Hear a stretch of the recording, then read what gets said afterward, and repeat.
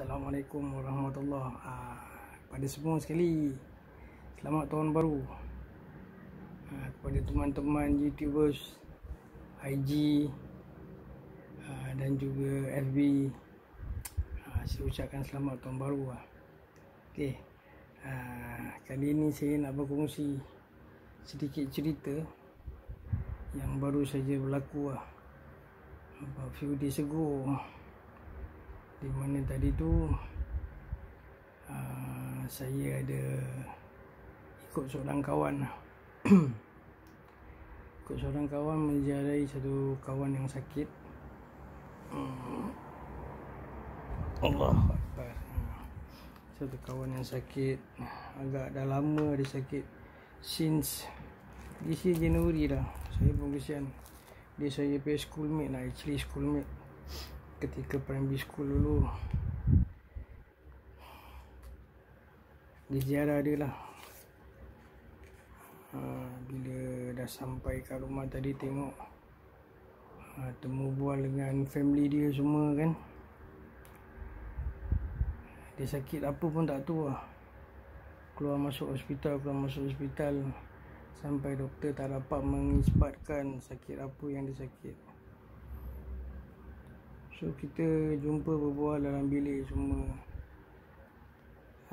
Mak dia cakap, cubalah tanya-tanya si Dini lah, kawan saya ni, apa sebenarnya berlaku, kenapa dia boleh sakit macam gini semua kan. Agak lama juga kita duduk, dalam 40 minit gitu lah. Dan saya mula bertanya lah, what happened to you actually? Sakit apa yang kau kena? Memang tak ada apa-apa, sakit biasa. Dia cakap kalau sakit biasa takkan doktor tak dapat nak confirm apa kau punya sakit kan. Dia dah lama tu, dia duduk, dia menangis lah. Dia bilang cerita ni berlaku early 2019 lah. Sebelum musim COVID tu. Dia actually baru putus cinta lah. Dia punya first wife dah divorce kan. So dia kenal satu orang ni, dan about few months dia putus cinta. Dia really frust. So dalam masa dia frustrated tu kan, dia ada pergi kat satu tempat ni lah. Tempat di mana dia mengelamun, apa semua, duduk fikir-fikir semua lah. Jadi satu hari tu bila dia cakap dia pergi tempat tu macam biasa lah, dia duduk, dia buka radio semua, pakai earpiece kan, dengar buka kuat-kuat semua. It's some sort like a park lah. Tiba-tiba tu, depan park dia tu ada macam tasik gitu lah. Tasik sungai, I think tasik lah. Dia bilang bila dia duduk tu, dia punya fikiran semua mengelamun. Dia bilang what happened, why this thing happen to him, kenapa dia kena gini semua. Dia betul cakap dia frustrated. So sampai satu ketika tu, dia dah buat macam itu quite sometimes lah. Sampai satu ketika, satu malam tu memang dia biasa pergi sana. Dia bilang dia akan sampai waktu senja. Dia lewat pun lepas maghrib dia sampai tu tempat. Dia akan duduk sana 3-4 jam sampai pukul 10 lebih 11 baru duduk balik, untuk tenangkan dia punya fikiran lah. So pada satu hari tu dia bilang dia datang macam biasa, balik kerja terus pergi tempat tu, the same spot where he sat down, layankan dia punya fikiran semua. Jadi hari tu bila dia duduk tadi tu, dia rasa suatu macam ketenangan. Dia bilang, I feel ease. I don't feel that I'm in deep shit ke apa ke. Dia bilang aku rasa macam aku tak ada problem lah. Hati aku tenang, fikiran aku tenang. Aku rasa macam happy lah. Dan most probably dia bilang semua dah okay lah kira. Dia dah back to himself. Tapi rupanya sebaliknya, bila hari yang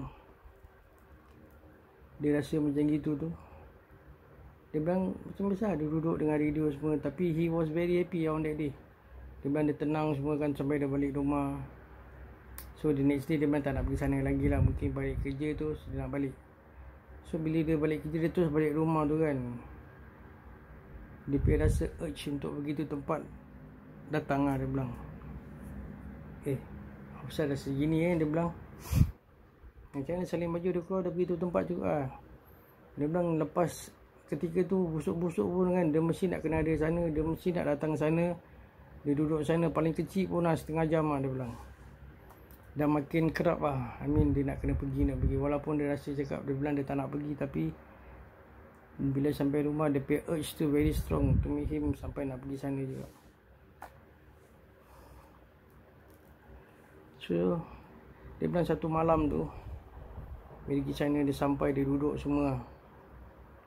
Dia duduk macam biasa, geduk semua. Dia bilang dia ada satu macam rasa macam something beside him lah. Tak tahu lah kanan ke kiri, aku tak ingat lah. Dia bilang dia macam satu kat sebelah dia. Dia cuba tengok kanan kiri tapi tak nampak apa-apa. Tapi bila dia rasa macam benda tu lagi dekat dengan dia, dia rasa macam dia punya diri ni secure. So dia terlepas satu cakap dia terlepas. Dia bilang if it's good for me, dia bilang, then let it be lah.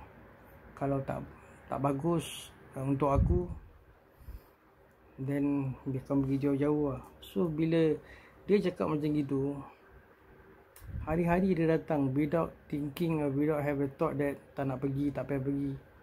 Hari-hari mesti datang sana. Ni kali pula dia bilang dia datang duduk sana, paling awal dia balik pun 1 pagi lah, after midnight. Sebab ni besok nak kerja kan. So that from that particular day, dia hari-hari pergi lah without fail. Then dia rasa macam dia punya solat pun dah kurang apa semua, tapi dia rasa tenang, dia tak rasa macam mengamuk, marah apa.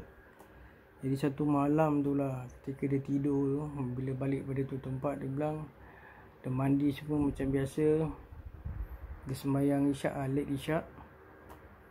Dan dia cuba nak tidur. Bila dia cuba nak tidur tadi tu, bau suasana yang dia duduk, tempat yang dia duduk tu kuat. So dia bilang, Afsal, must I go there again? Dia bilang. Tapi dia tak rasa macam nak pergi lah. Daripada situ tu dia bilang dia rasa macam dia letih, dia baring, dia tidur ayam. Dalam tidur tu lah mungkin mimpi, mungkin ya, mungkin tidak kan. Dia mimpi satu makhluk wanita, perempuan. Di mana tadi perempuan tu dia ada macam horn kat depan dia, kecil je dia bilang. Ada tanduk yang berbual dengan dia. Di mana tadi tu dia tak faham bahasa dia, bahasa perempuan tu, tapi dia berbual juga. Dia berbual juga, terus berbual dengan tu perempuan, tapi bahasa yang dia cakap tu dia sendiri tak faham. Entah macam mana perkara tu berlanjutan sampai 7 hari dia bilang. So dia dah tak pergi tu tempat lagi. Tiap malam tu dalam masa 7 hari tu dia dikunjungi oleh this figure lah, makhluk ni. Tak nampak muka dia bilang, tetapi hari ke-7 malam tu dia ditunjukkan muka. Dia bilang muka dia cantik, lawa. Kulit dia putih apa semua, tak pakai makeup, gebu apa semualah. Dia bilang pipi dia semua lawa, tapi dia ada tanduk kat depan dahi dia, tanduk kecil lah. So the next day tu, hari ke-8 ke hari 9 dia bangun, dia duduk terfikir lah, apa benda macam ni, sama ada dia manusia ke bukan ke apa. Then from that particular day dia menyepi diri. Badan dia makin lama makin susut, tapi dia makan macam biasa dia pay meal. Sampai tempat kerja budak-budak pun tegur, kenapa muka kau pucat apa semua gini-ginilah. So dia bandar tak tu, so dia pergi hospital check. Doktor cakap dia punya darah okey, semua dia okey. Dia punya selera makan semua okey. Doktor cakap tak ada apa-apa. Sampai dia jumpa spesialis dekat Camden Hospital, nak tahu apa sebenarnya yang berlaku pada diri dia. Satu malam tu dia bilang dia duduk kat tepi tingkap, benda tu datang lagi lah. Sambil berbual, dia tanya lah, kau siapa? Dalam bahasa Melayu, tapi tak ada jawapan. Dia bilang bila dia tidur malam tu, baru dia dikenalkan yang sesosok wanita ni rupanya orang Bunian, yang lama tengok tingkah laku dia, dia punya keluhan, dia punya kesedihan ketika dia pergi tempat tu. So sekarang tu bila dia mimpi, yang waktu diorang berbual dalam mimpi masa 7 hari tu, rupanya dia dipinang oleh makhluk ni lah. Yang pelik dia bilang tadi tu, wanita tadi tu boleh bersyahadat, boleh berselawat, boleh bertakbir, yang buatkan dia rasa bahawasanya benda ni bukanlah benda yang tak baik. Tapi apa yang saya kasih dia pendapat lah, bahawasanya jin ni dia ada macam-macam. Dia ada kafir, dia ada Islam, dia ada setengah Islam, setengah kafir lah. Jadi tanpa dia sedari tadi tu, dia dipinang oleh sosok wanita tadi tu di dunia lain, iaitu dunia Bunian lah. So saya cakap, wah, kita cuba usahakan lah, carikan ustaz ke apa, bikin ruqyah. Dia bilang dah, mak dia dah panggil ruqyah semua, dah okey. Nanti lepas 2-3 hari dia akan mimpi lagi, dia akan berjumpa lagi. Nanti lepas tu okey, jumpakan ustaz semua. So saya punya orang ni curious lah. Saya bukan bomoh bukan tukang ubat pun. Saya punya orang ni curious. So saya tanya dia lah, dekat mana tempat tu yang kau pergi? So dia bagi tahu lah kat mana tu tempat. So tadi sebelum balik ada singgah sekejap tempat tu. Tempat dia tak rasa macam takut lah, bukan angker. Tempat dia tak ada macam spooky ke apa. Cuma betul depan tasik dia ada satu lorong. Kanan kiri dia tu ada pokok lah. Pokok tak besar mana pun, setengah tiang lampu ada lah, kanan dengan kiri.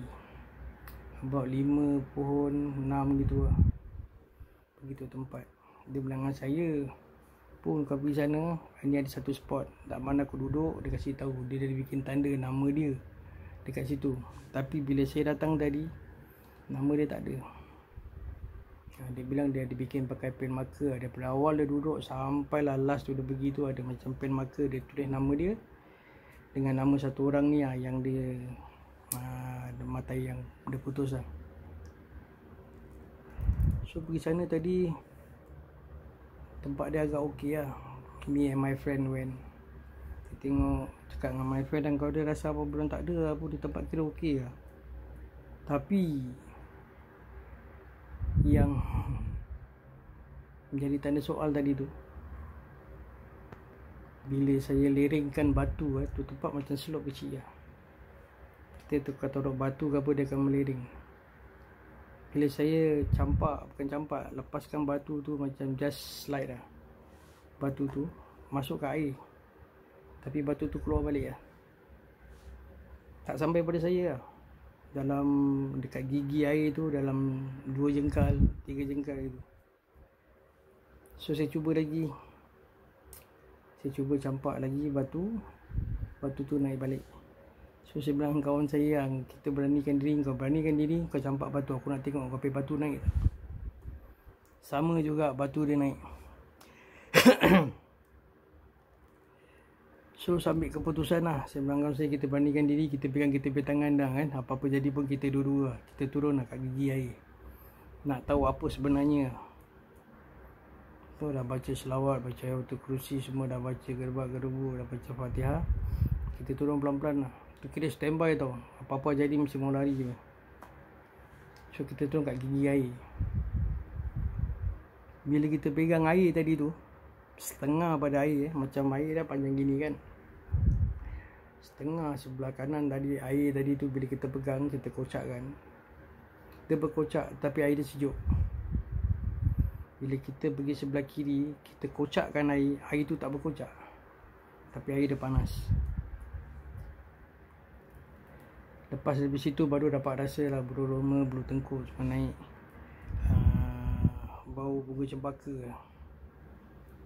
It's a bunga cempaka. Bau bunga cempaka kuat. Tadi I'm talking about just now. So ada bau bunga cempaka. So kita go start lah. So insyaAllah tak ada apa-apa melintang. Saya dah call salah satu ustaz, kawan saya juga. Dah call dia bilang okey lah, bila nanti free kita akan pergi tengok. Most probably from there dapat bantu si kawan lah. Pasal kesian lah, dia badan dah macam batang mauk. Dulu badan dia gemuk.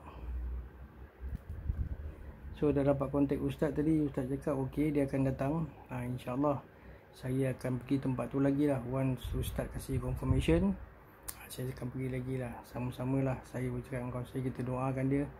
Kita kena call dia, kita dah bilang dengan dia yang kita dah pergi tu tempat tadi, kasih tahu semua. Dia tak cerita apa-apa, kita cakap apa-apa, kita punya pengalaman semualah tadi yang bawa sekejap aja tadi. Semua cakap betul. Sampai dia bilang dia bawa goli ya. Dia beli goli dekat tempat kedai jual ikan. Dia bawa tu goli, dia leringkan tu goli kat tu tempat, goli tu datang balik. Itu yang buat the question mark. Selepas tu baru dia badan dia rasa sihat. Dia tak rasa sakit apa-apa. Semua badan dia makin lama makin kurus, makin lama makin kurus. So dah dapat confirmation dengan ustaz, insyaAllah kita akan pergi kat sana lah. So cerita selanjutnya nanti saya akan continue apa yang ustaz nak buat ke, bantu dia apa-apa cara semua. Ini kali baru saya bawa CP Perkakas lah. Kalau diizinkan ambil video ke apa, insyaAllah saya ambil video. Okay, pada semua jangan lupa like, share, komen, tekan button subscribe, tekan button loceng sekali. Okay, sama-sama kita doa mudah-mudahan tahun ni kan semuanya akan diberkati Allah, di bawah rahmat Allah dan juga syafaat Rasul. Okay, Assalamualaikum warahmatullahi wabarakatuh.